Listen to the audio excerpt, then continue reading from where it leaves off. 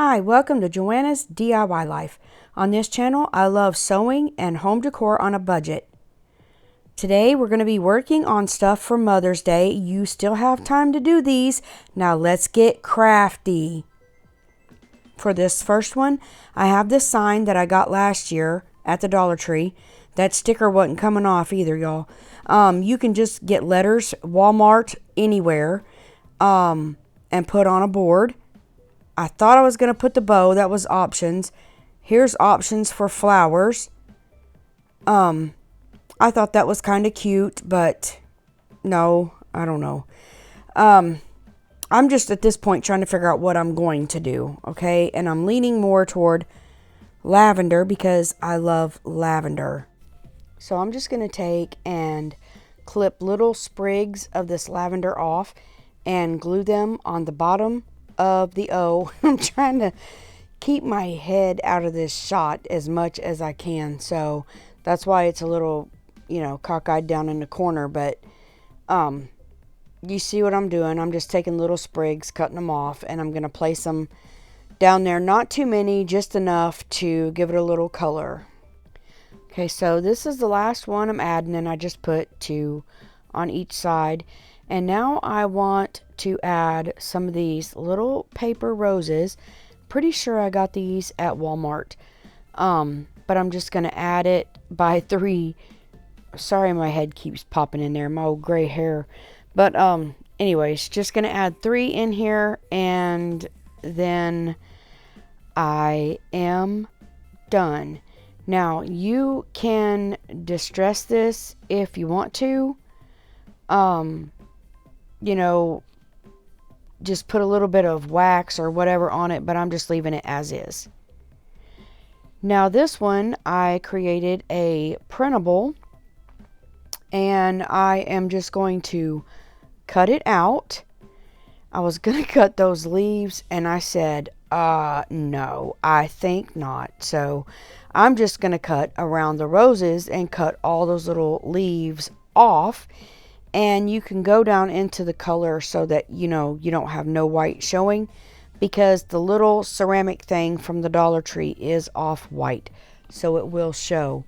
So I'm just going to go ahead and cut this out, and then I'm going to Mod Podge it down. This is one of the new ceramic tiles that they have in at the Dollar Tree, and I took the jute out of it, and I'm just adding a little bit of Mod Podge whenever I find my brush. And I'm not adding a lot. I'm not making it real thick because it tends to make it bubble. So I'm just going to add a thin layer. And when I printed this, it's just on an inkjet printer. And I did spray hairspray over it lightly, and then lightly again, because if you spray it too much, then your ink will bleed. But I spray hairspray on it so that when I put Mod Podge over the top of it, my ink don't bleed, if that makes sense. I'm just taking a squeegee and get the excess Mod Podge squeezed out to the sides, and then I'm just going to go over it, going from the middle and going out with Mod Podge. You have to be careful if you're squeegeeing so you don't rip it also. I went over the whole piece with Mod Podge, and I went over it with matte, and then I went over it again, not re-went. I went over it again with gloss Mod Podge, and that looked better. I added my jute string back to it, and I'll probably restring it later, but there it was. Now this was one of the ceramic hearts that the Dollar Tree just got in. They're in the same spot the others were. This is rub-on transfers from the Dollar Tree. And I cut out a decal that says Mom with gold Oracal 651 permanent vinyl. And I'm just going to use my transfer tape, squeegee that down, put it on in the middle. I'm not measuring, I'm just eyeballing the middle, but I am lining my holes up with the grid on my mat. I could see through there. And I just chose words from that transfer that, just would describe a mom. And I'm just going to randomly put that on here, like a word art type deal, and then restring it and we'll be done. Now when you lay these down, don't touch them. I use tweezers because whatever they touch, it sticks to, and then your transfer is ruined.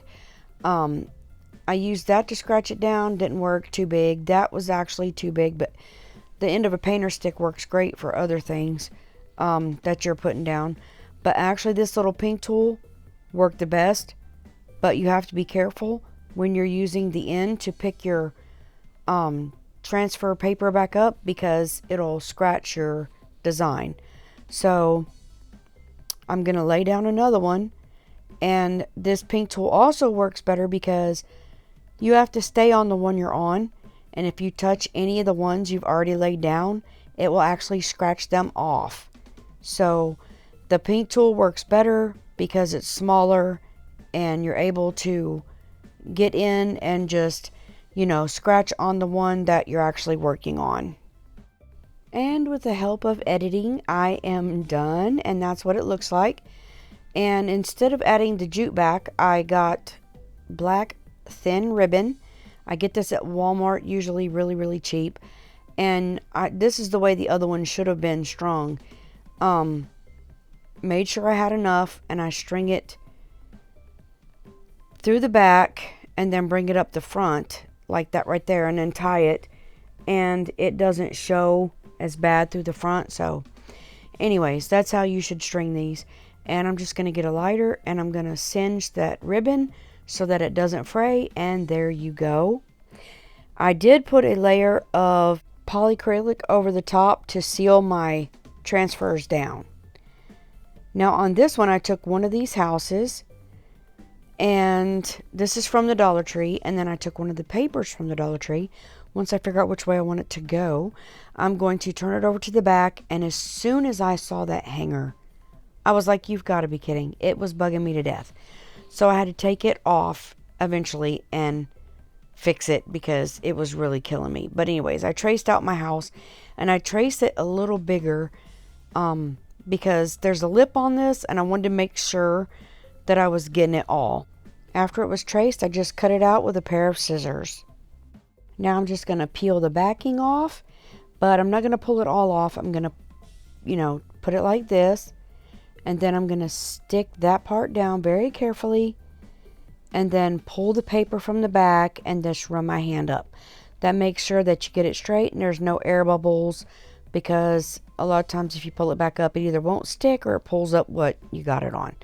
Now I'm just going to get my cutter mat out, and make sure if you buy one of these Gorilla Grip mats, whatever, do not cut on them because you will cut them. So you do need a cutting mat, and this Westcott from Walmart is an excellent choice. But I'm just going to use my finger trimmer, which is supposed to be on your finger, but I don't like it like that. But it's easy to hold it and trim around your house.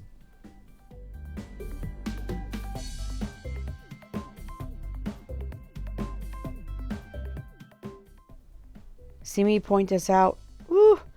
I had to take it off and then put new holes in and redo that back there. But I got that fixed and all lined up. So now that won't be bugging me, and you can hang it properly now.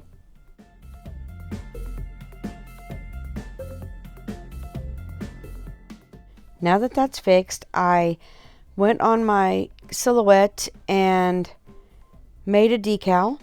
And this little scraper is from Hobby Lobby in the baking department. It goes on sale once a month, I know. And it is the best scraper in the world. But anyways, I'm just going to put this down towards the bottom, but not all the way at the bottom. And I'm just going to scrape it, and then I'm going to push down and pull back as always. And this worked so beautifully. It was perfect. And there it is. And now I have this garland, and I'm pretty sure that I get this at Hobby Lobby in the wedding section when it goes on sale. And I was going to do one and just fluff it, but two looks a lot better.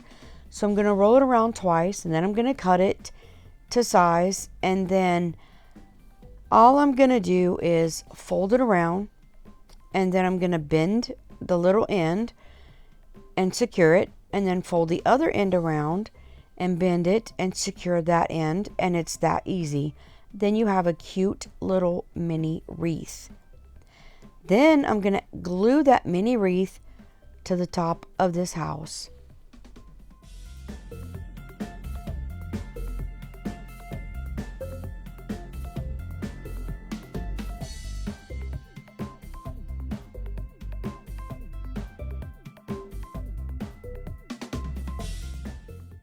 Now, surprise, surprise, I'm going to take some of this lavender and I'm going to cut it down short, and I'm going to glue it around this wreath, and I'm going to try to curve it the best I can to make it go, look like it's going around in a circle, not an oblong square or whatever.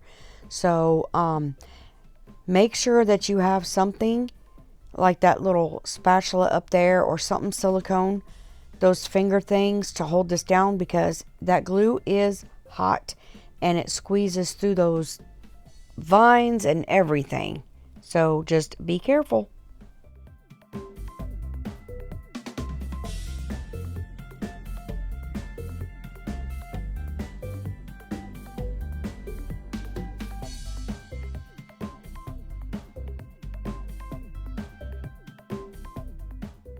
Okay, so that looks good, but I want to add a bow, and my fingers are too big. So this template is 1.5 inches. You go over, over, between, over, between, over. Let me show you again. Over, you go over, under, over, under, over, over. Now, you have 2 on each side. You want to take your string, go through the middle on the back, when you can hold on to it. Go through the middle on the back, pull it around to the front. Now go back through the back, and when you go through the back, pull it through the front. I hope you've seen what I did. Then you have your little bow. All you do is pull it. Now don't pull the other one, because you'll pull your loop out. But just pull the one you were pulling and then cut your tails off.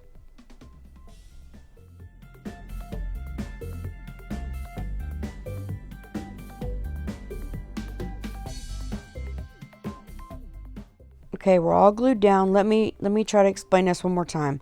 Hold it with your thumb. Go over, back, over, back, over, back, over. So you have 2 loops on each side. Now you take your string, go to the back of all the strings, pull to the front. Go back through the back, go on the thumb side and pull it under, and that makes your tie, and then you just pull it off and there's your little bow. This works the exact same with your fingers. It's just my fingers are too big to make the bows so micro, so I made these little templates. I hope this helps you. Let me know in the comments if it did, or if you want me to do a bow tutorial, because that totally would not be a problem. But anyways, we're done with this. Now I am going to do something with the bottom, because that looks a little plain and ugly. You can use it as a shelf if you want to, but I'm going to add some moss. Now I'm not going to add a lot of moss. I don't want to cover up the is down there, so you have to put your moss on pretty thin. So all I'm going to do is add hot glue and push a little bit of moss down. Be careful you do not get burned.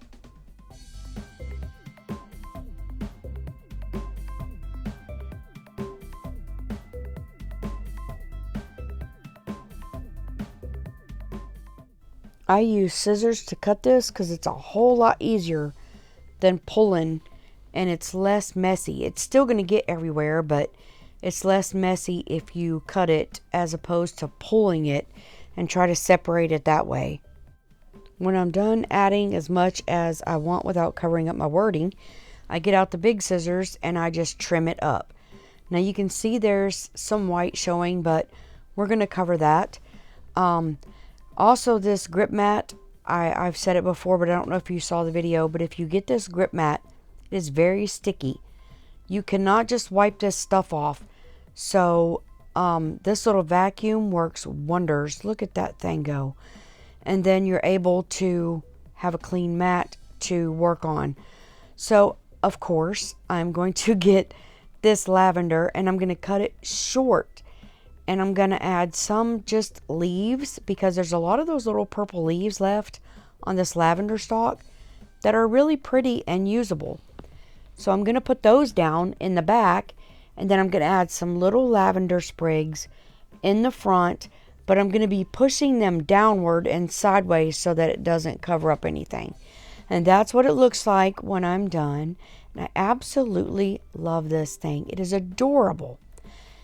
Now, this one is for if you have a mom that reads. These are new transfers at the Dollar Tree. All I did was take a piece of very thick cardstock. It's actually a piece of one of those comic book boards that I use to fold fabric on.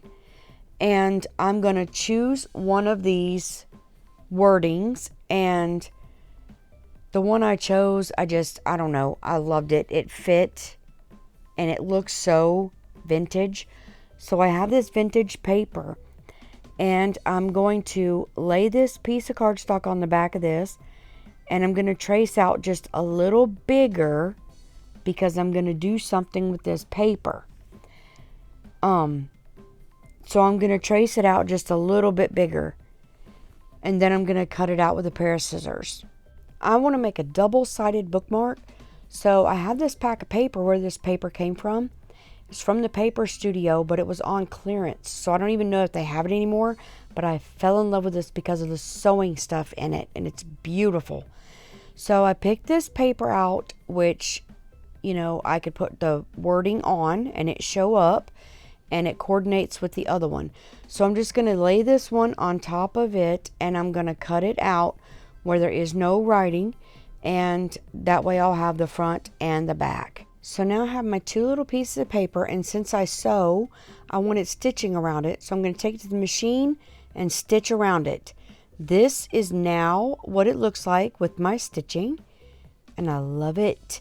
I didn't want to put marker on it, you know, just have to mark all those stitches. So I just sewed it around, and now I'm going to take my faithful, trusty glue stick, and I'm going to glue these papers to this bookmark. And I'll just tell you, I messed it up the first time, but I'll show you how to do it this second time. So this is my second time. I peeled it off, thankfully got it off. Lay the paper down, then put your glued board on top.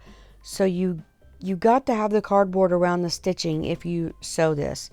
So I wanted my stitching on the cardboard, so this is the way I had to do it.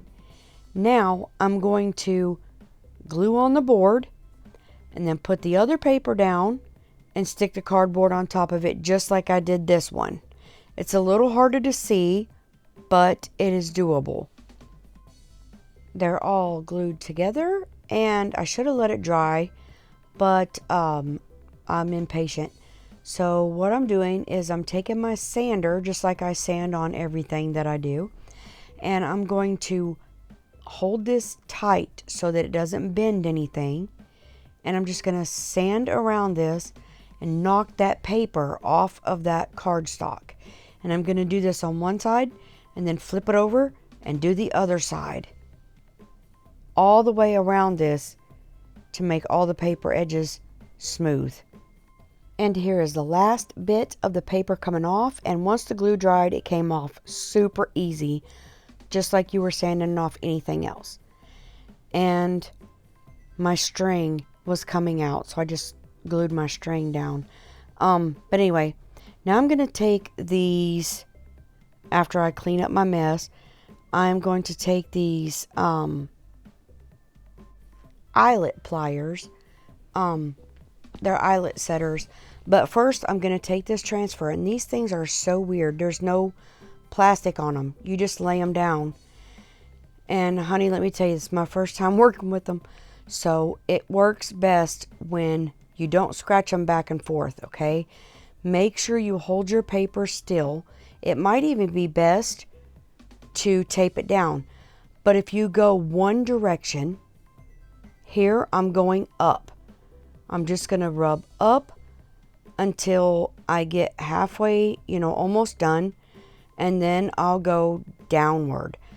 But you want to push and make sure that you get everything, because once your paper comes up, it can shift and it's hard to get it right back down where it belongs. So these ones are a little more tricky than the others.